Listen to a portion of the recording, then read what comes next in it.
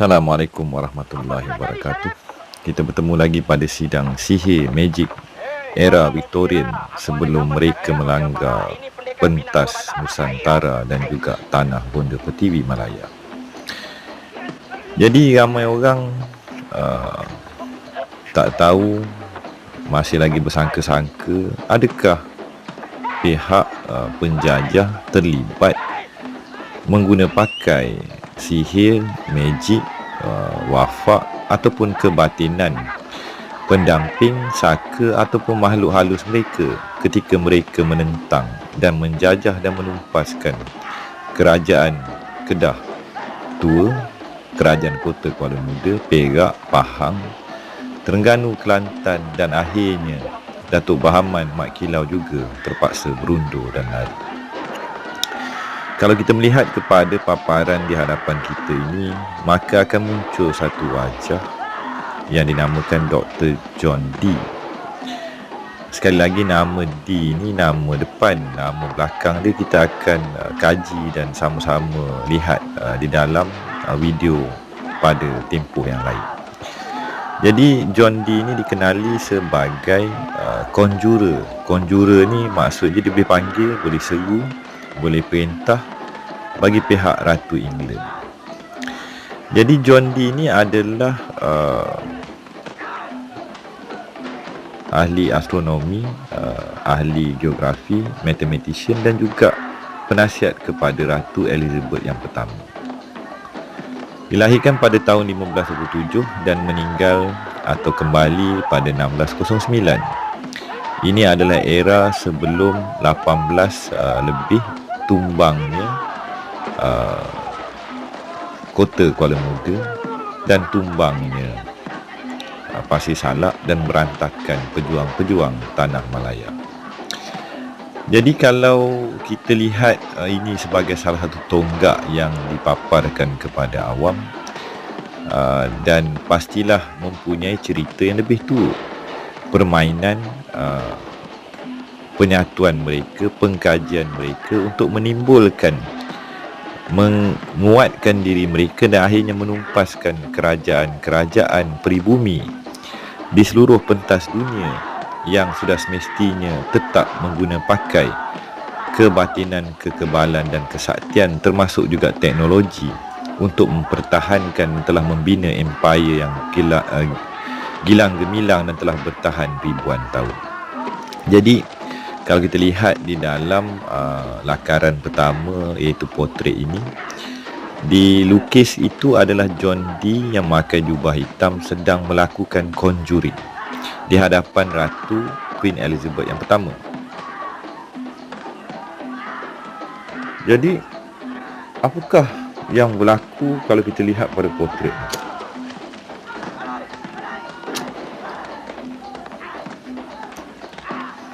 Nampaknya seperti tidak ada apa-apa berlaku.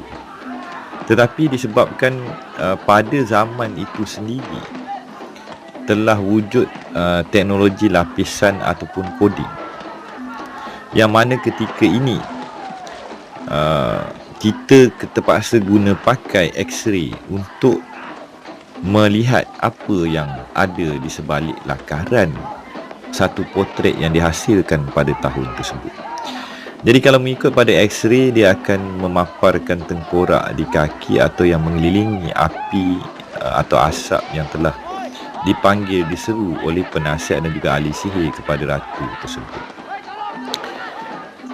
Jadi John Dee ini mengguna pakai juga wafak, mengguna pakai juga berbagai kaedah untuk membangkitkan kekuatan gaib, pendamping, kadam, malaikat aliran mereka, kekebalan dan kesaktian, dan kemungkinannya pastilah dipakai oleh tentera-tentera elit pihak ratu di dalam menumpaskan pejuang-pejuang peribumi. Jadi selingan sebentar, kita pernah dengar akan Louis Pasteur. Louis Pasteur ni famous sebab dia ni adalah saintis, doktor yang telah mempeloporkan yang dikatakan Pasteur ataupun dikatakan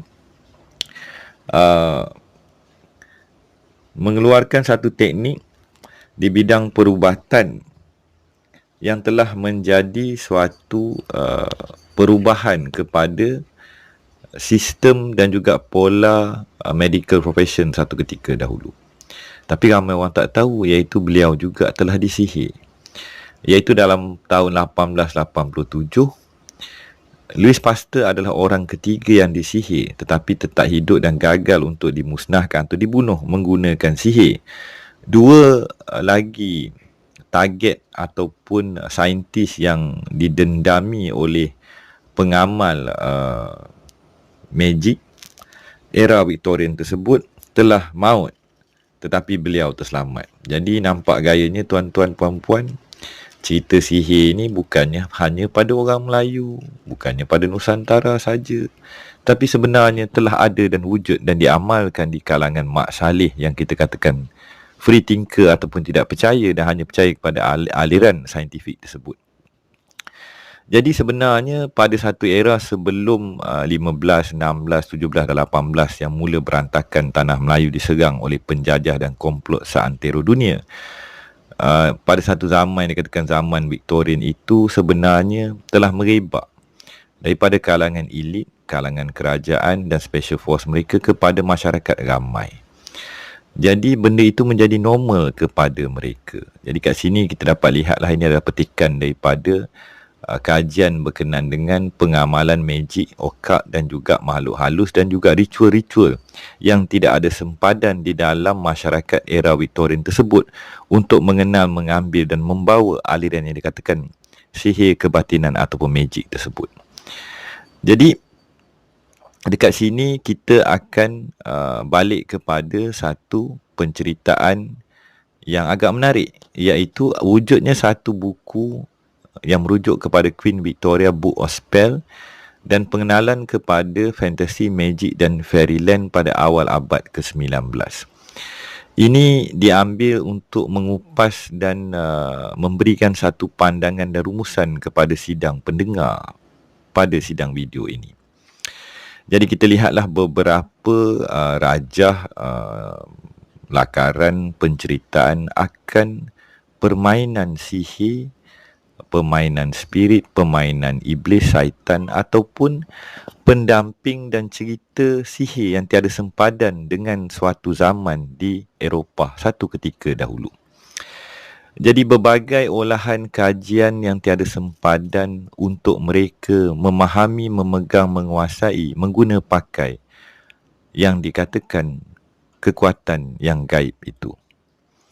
Baiklah, di sini saya paparkan sedikit beberapa buku yang dikeluarkan oleh John Dee yang kemudian dikeluarkan balik dan dicetak. Jadi kalau kat sini kita akan dapati iaitu John Dee 5 Books of Mystery, iaitu 5 buku misteri. Di sini ada lakaran rajah-rajah magic yang diambil daripada Kabbalah, Yahudi, Egyptian dan juga kajian-kajian khazanah yang mereka telah kumpul sejak ratusan tahun. Di sini kita dapat The Magic Seal of Dr. John Dee, The Sigillum del MS. Kita juga ada buku The Enochian Magic, Dr. John Dee, The Most Powerful System of Magic in its Original Unpurgated Form. Jadi Enochian ni merujuk kepada Nabi Enoch di dalam sejarah kitab Injil suatu zaman yang mana Enoch telah naik atau diangkat ke langit, telah menguasai dan mengenal pasti nama-nama malaikat di dalam aliran Injil mereka untuk diseru, diguna pakai untuk kekuatan dan untuk penguasaan ataupun pemerintahan dan juga sistem ketuhanan berasalkan atau berlandaskan kepada biblical narration mereka. Di sini kita akan berdepan dengan satu klise. Klise ini satu kemelut. Kita lihat itu Necronomicon. Dia ada juga nama Abdul Al-Hazred. Kita juga telah mengenal pasti itu satu zaman sihir di tanah Mesir kuno. Kemudiannya diambil jadi bertarikh 1586. Ini sebelum tumbangnya kota Kuala Muda.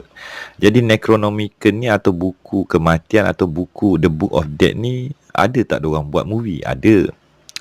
Jadi pada satu zaman tahun 80-an atau 90-an tu wujud beberapa telemovie ataupun filem yang bertajuk The Army of Darkness ataupun The Evil Dead yang menggunakan pakai buku Necronomicon ini yang kemudian yang tadi dirujuk kepada Dr. John Dee itu penasihat kepada Queen Victoria tersebut. Jadi di sini kita boleh Google, boleh tengok sendirilah Evil Dead ni cerita dia macam mana, ada percuma di YouTube. Jadi sebagai pembuka kepada prakata pertama ini, di tengah-tengah itu adalah lakaran seorang pawang Melayu yang berdepan dengan residen Inggeris. Jadi kita akan berbaliklah kepada satu penceritaan, iaitu telah berlaku suatu babak di dalam suatu zaman di mana zaman itu tidak ada Facebook, tidak ada YouTube, tidak ada selfie, tidak ada WhatsApp, tidak ada sosial media, yang telah menumpaskan, menumbangkan, dan di belakang tabir wujud ahli sihir, wizard dan juga pawang dan juga panglima pendekar yang mengamal menggunakan pakai kekuatan alam, kekuatan pendamping, kekuatan saka, termasuklah kekuatan teknologi senjata api dan teknologi yang canggih di tanah Melayu tetapi tetap tumbang dan kalah. Jadi di sini saya merujuk kembalilah kepada suatu peristiwa di Pasir Salak yang belum lagi saya terbitkan berdasarkan saksi zahir, orang zahir dan juga saksi alam sebelah dan juga ketuhanan itu sendiri berkenaan dengan sejarah dan peristiwa di Pasir Salak di antara pertempuran Panglima Knight Templar yang tumbang, iaitu J.W.W. Bush dan Tan Lela Setia Raja. Dan siapakah Tan Lela itu? Di dalam cerita sebenar, warisan daripada orang asal, orang asli pribumi yang tersorok dan tidak ramai tahu dan belum diawamkannya itu. Dan apakah hanya dengan tombak si putum tumbangnya J.W.W. Bush, dan ketika dia mandi itu, dia mandi di tempat yang bagaimana dan kenapa dia mandi dalam keadaan bogil.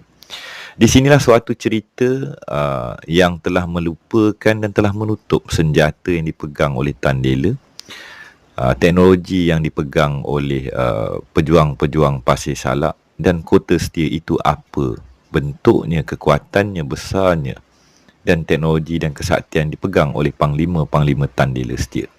Dan adakah Tan Lela Setia hanya naik perahu buruk, atau adakah Tan Lela juga memiliki seekor kuda putih? Semuanya ini bakal diceritakan kembali pada waktu dan ketika yang diizinkan nanti. Kita bakal bersambung dengan penceritaan yang di dalam babak berikutnya. Di sini hamba paparkanlah satu lakaran 3 ekor harimau, termasuk seekor anak harimau. Di dalam cerita sebuah pantomim, realiti yang telah dilupakan oleh anak-anak pribumi, iaitu akan suatu kedudukan pasukan harimau berantai, saka harimau, panglima harimau tanah Melayu, pendekar-pendekar dan kekuatan. Sebuah cerita alam beralam, hakiki, nyata di muka bumi yang telah tumpas, berantakan daripada utara sehinggalah ke selatan. Kenangannya kepada saka-saka harimau yang telah bangkit berjuang, zahir nyata pada suatu ketika, telah gaib hilang di telan zaman ketika ini. Kita bakal bersambung dengan wabillahi taufiq wa hidayah. Dan sekali lagi, bagi yang telah mendengar sampai kepada akhir slide ini, sama-samalah kita memfidyahkan Al-Fatihah dan Al-Ikhlas kepada seluruh pejuang yang telah tumpas, termasuk makhluk-makhluk ciptaan, kurniaan di dalam rahsianya bangsa Melayu tersebut yang telah turut serta berjuang, tumpas dan tidak didendangkan beserta dengan pejuang-pejuang tanah bonda Pertiwi. Al-Fatihah. Qul huwallahu ahad. Wabillahi taufiq wa hidayah. Assalamualaikum warahmatullahi wabarakatuh.